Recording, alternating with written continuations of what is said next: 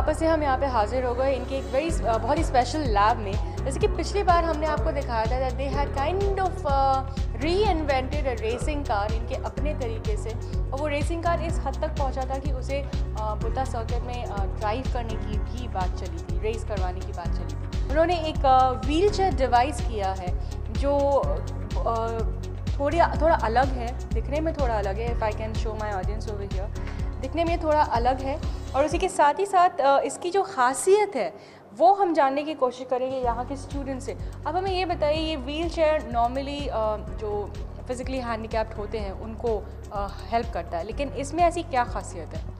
इसमें जो खासियत तो एक तो है कि इसका कंट्रोल मैकेनिज़्म में, जैसे कि हम जानते हैं कि ऐसे मतलब ऐसा इलेक्ट्रिकल व्हीलचेयर जैसे कंट्रोल होता है एक जॉयस्टिक के हेल्प से।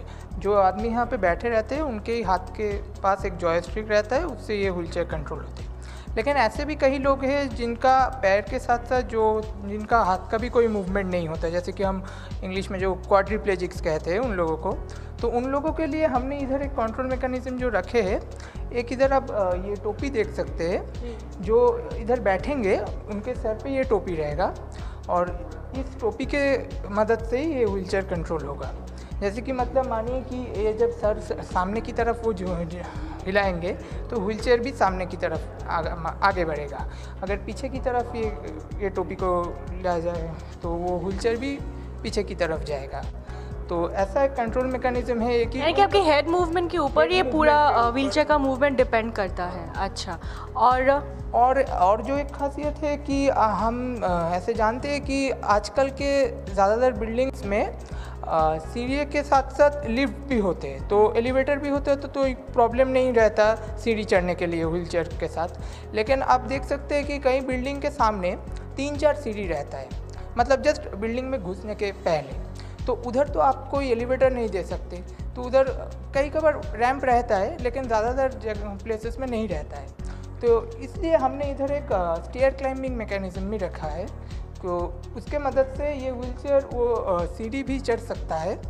वो मतलब कुछ सीढ़ियाँ एक फ्लोर से दूसरे फ्लोर नहीं, उसके लिए तो एलिवेटर है ही, बस 3-4 सीढ़ियाँ कि थोड़ा ज़्यादा सीढ़ियाँ बस एक बिल्डिंग में एंट्री के जस्ट पहले, तो वो चढ़ने के लिए भी इधर एक मैकेनिज्म हमने रखा है, स्टेयर क्लाइंबिंग मैकेनिज्म। ये कैटरपिलर बेल्ट के साथ, ये बेल्ट के साथ ये व्हीलचेयर ऊपर मतलब सीढ़ी भी चढ़ सकता है।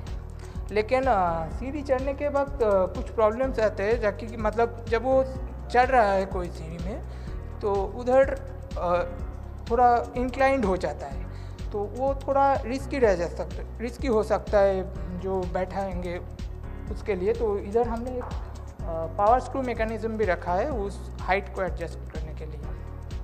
कौन सी हाइट एडजस्ट होगी? हाइट एडजस्ट जो सीढ़ी में जब चढ़ रहा है तब तो वो इंक्लाइंड हो जाएगा, तो नीचे गिर जाने का एक चांस रहता है, तो इसलिए उस पावर स्क्रू मैकेनिज्म के हेल्प से ये जो सीट है ये ऑलवेज हम लोग का और हॉरिजॉन्टल आ जाएगा। अगर व्हीलचेयर भी ऐसा हो गया तो पावर स्क्रू मैकेनिज्म इसके सामने से उठाएगा और ये सीट ऑलवेज हॉरिजॉन्टल चलाएगा। इसका सुविधा क्या होगा, जो इधर पेशेंट है उसको गिर जाने का कुछ प्रॉब्लम नहीं होगा। So he'll get stuck in that seat and he won't fall off. Yes, exactly.